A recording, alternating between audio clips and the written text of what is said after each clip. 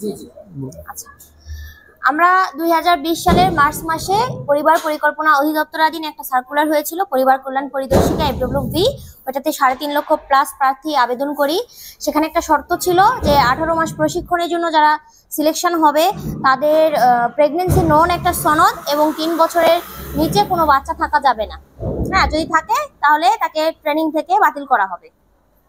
তো আমরা 2020 সালে মার্চ মাসে সেখানে আবেদন করি, 3.5 লক্ষ প্লাস প্রার্থী। দীর্ঘ 3 বছর পরে 2023 সালে ফেব্রুয়ারি 18 তারিখে এটা লিখিত পরীক্ষা হয় এবং লিখিত পরীক্ষা 3 মাস পরে সেটার ফলাফল প্রকাশ করে মে মাসের 11 তারিখে। হ্যাঁ, তো তারপরে অধিদপ্তর থেকে একটা গুঞ্জন শোনা গেল যে লিখিত পরীক্ষা অনিয়ম হয়েছে। তখন তারা কি করলো, ভাইবা বোর্ডের পাঁচটা বোর্ড নতুন করে কমিটি গঠন করলো। করার পরে তারা ভাইবা নিয়েছে মে মাস থেকে জুন মাস পর্যন্ত 1 মাস আমাদের ভাইবা চলেছিল। স্বচ্ছতার সাথে ভাইবা হয়েছে এবং লটারি করে তারা ভাইবা নিয়েছে। ভাইবাতে কোনো রকম কোনো সমস্যা হয় নাই, আমরা খুব ভালো করে ভাইবা দিয়েছিলাম। দেন 1 মাস 2 মাস 3 মাস 4 মাস এভাবে অতিবাহিত হয়, আমাদের মৌখিক পরীক্ষার ফলাফল প্রকাশ করে না। আমরা এর মধ্যে 5 বারের বেশি মানববন্ধন করি। তখন প্রতিবারেই আমাদেরকে কর্তৃপক্ষ আশ্বস্ত করে যে আপনারা বাসায় ফিরে যান, আমরা ফলাফল প্রকাশ করব। আর আমরা প্রতিবারেই তাদের কথা শুনে বাসায় ফিরে যেতাম। 7 মাস অতিবাহিত হওয়ার পরেও তারা ফলাফল প্রকাশ করে নাই। হঠাৎ করে 8 মাস পার হওয়ার পরে 2024 সালে জানুয়ারি 14 তারিখে ওদের ওয়েবসাইটে একটা নোটিশ জারি করে যে লিখিত পরীক্ষায় অনিয়মের অভিযোগে পুরা নিয়োগ কার্যক্রমটাই বাতিল করা হলো। তারপরে আমরা এসে আবার মানববন্ধন করি, আবার প্রেস ব্রিফিং করি, কোনো প্রকারই লাভ হয় নাই। তখন আমরা হাইকোর্টে একটা রিট দায়ের করি, 919 নাম্বার রিট। আমাদের জাস্টিস ছিলেন নাইমা হায়দার এবং কাজী জিনাত হক।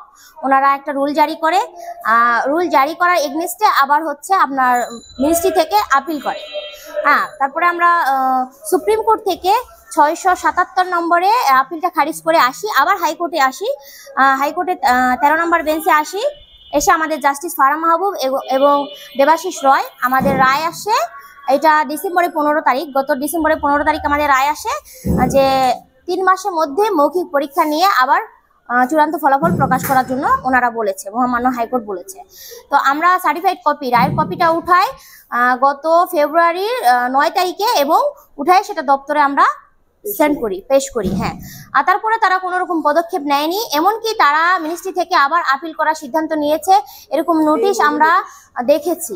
এজন্য আমরা 2 বার মানববন্ধন করেছি, টানা 3 দিন ধরে মানববন্ধন করেছিলাম এবং একটা রাত আমরা পুরা 20-25 জন মেয়ে দপ্তরে ছিলাম। তারপরে তারা কোনো সুরাহা করে নাই।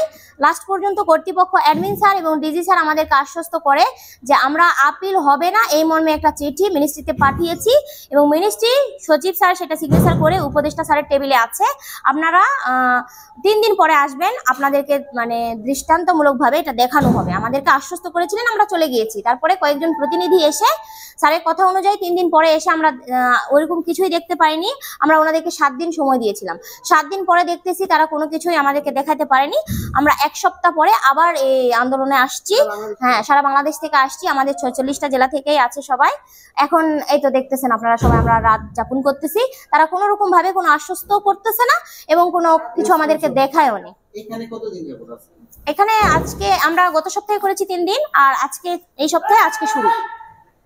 আজকে কি এই অফিস খোলা ছিল না? খোলা ছিল, অফিস কার্যক্রম চালু ছিল, বাট ভিতর থেকে তালাবদ্ধ করছে। আপনাদেরকে ঢুকতে দেন? জি, আমাদের সাথে কোনো যোগাযোগ করেনি অথরিটি। আপনারা এই যে সর্বশেষ অফিস থেকে আপনারা কোনো ধরনের কোনো নোটিশ? না, শুধু আসছিল কয়েকজন, নিচে ছিলাম তখন আমরা, এসে বলছে যে আপনাদের এইটা পেপারসটা আছে, সচিবালয়ে আছে, উপদেষ্টা স্যারের টেবিলে। কিন্তু এইভাবে, হ্যাঁ এইভাবে তো কথা বললে আমরা তো বিশ্বাস করে চলে যেতে পারি না। 5 বছর ধরে আমরা সাফার করছি। আমাদের জার্নিটা কোথায় দেখেন, আমাদেরকে বাচ্চা হবে না এই মর্মে একটা সনদ দিতে হবে, তাহলে আমরা যে 5 বছরের জার্নি করলাম এটার সাফার আর কে হবে? আর লিখিত পরীক্ষা যদি অনিয়ম হয় তাহলে মৌখিক পরীক্ষা কেন নিল? আর সেটা আমরা হাইকোর্টে যখন মামলা দায়ের করলাম, রিট দায়ের করলাম, তখন তো তারা কোনো প্রমাণ পেশ করতে পারেনি যে লিখিত পরীক্ষা অনিয়ম হয়েছে। যদি হয়তো তাহলে তো হাইকোর্ট আমাদেরকে এইভাবে রায় করে দিত না যে মৌখিক পরীক্ষা নিয়ে 3 মাসের মধ্যে রেজাল্ট দেওয়ার জন্য। তাহলে প্রমাণ করতে পারলোই না যখন আমরা অপরাধী, তাহলে আমাদেরকে কেন সাফার করাইতেছে? আচ্ছা, এখন আমাদের দাবি হচ্ছে এদের ওয়েবসাইটে, পরিবার পরিকল্পনা অধিদপ্তরের ওয়েবসাইটে একটা বাতিলের নোটিশ প্রত্যাহার মর্মে একটা নোটিশ জারি করতে হবে প্রথমত। দ্বিতীয়ত হচ্ছে আপিল হবে না এই মর্মে যে নোটিশ আছে এটা আমাদেরকে দেখাইতে হবে। আর তৃতীয়ত হচ্ছে আমাদের মৌখিক পরীক্ষার ডেট প্রকাশ করতে হবে। এই বিষয়ে আপনাদের বর্তমান সরকারের কাছে কোনো চাওয়া পাওয়া আছে? আমরা তো 3টা দাবি জানিয়েছি। আপনাদের কাছে বর্তমানে পেপারস কাগজপত্র কি আছে? হ্যাঁ, স্মারকলিপি আছে। আমাদের এটা 2020 সালের নিয়োগ। এই নিয়োগে কিছু শর্ত ছিল যে 2 বছরের নিচে কোনো বেবি থাকা যাবে না, আবার ট্রেনিং চলাকালীন যদি কেউ গর্ভবতী হয় তাহলে এটাকে বাতিল করবে এরকম। তারপরে হয় ভালো কথা, আমাদের 2023 সালে লিখিত প্লাস ভাইবা দুইটাই হয়। হওয়ার পরে ওরা 2024 সালে এটা বাতিল করে আমরা এর আগে বহুবার একাধিকবার আন্দোলন করছি, কিন্তু তাদের পা পর্যন্ত ধরছি, কিন্তু তারা কোনো কথা শোনে না। এখানে আওয়ামী লীগ সরকারের তারা সুবিধাবাদী ছিল, তারা পায়নি বিধায় এই নিয়োগটা বাতিলের জন্য এরা এত কিছু করতেছে। তাহলে এই দেশে যদি আমরা থেকে নারীরা এত অবহেলিত হই তাহলে কিভাবে দেশটা এগিয়ে যাবে বলেন? এখনো অনেক আমাদের এই পোস্টে ফাঁকা আছে বাংলাদেশে, কিন্তু তারা কোনো নিয়োগ দিচ্ছে না। আমরা নারী বলে এটাই আমাদের অপরাধ। আজকে মানববন্ধন বা অনশন কর্মসূচি করছি এমনটা না, আমরা এর আগে একাধিকবার করেও তারা আমাদের মিথ্যা আশ্বস্ত করে এভাবে বিদায় দিয়েছিল, কিন্তু দিন শেষে ফলাফল 0। গতকালকে সকাল 9টা থেকে আমরা 7টা পর্যন্ত রাজপথে ছিলাম। সামনে যে রাস্তা দেখতে পাচ্ছেন এই রাস্তায় আমরা অবরোধ ছিলাম, কিন্তু এখানকার কোনো কর্মকর্তা একবার এসেও আমাদের কোনো তথ্য দিল না। একদম 7টার দিকে এসে আমাদের বলতেছে যে আপনারা চলে যান, আপনাদের কার্যক্রম চলতেছে, আপনারা ভালো কিছু পাবেন, এভাবে প্রত্যেকবারই বলতো।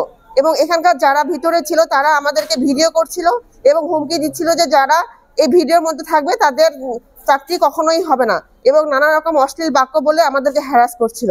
আমাদের প্রশ্ন হচ্ছে যে এই হয়রানি আমাদের আর কতদিন চলবে? আমরা এটা জবাব চাই। যেখানে সরকার আমাদের রায় বাস্তবায়নের নির্দেশ দিয়েছে, সেখানে এখানকার কর্মকর্তা, পরিবার পরিকল্পনা অধিদপ্তরের কর্মকর্তারা কিসের ক্ষমতা বলে আমাদের রেজাল্টটা আটকে রেখেছে, এটা জবাব আমরা চাই।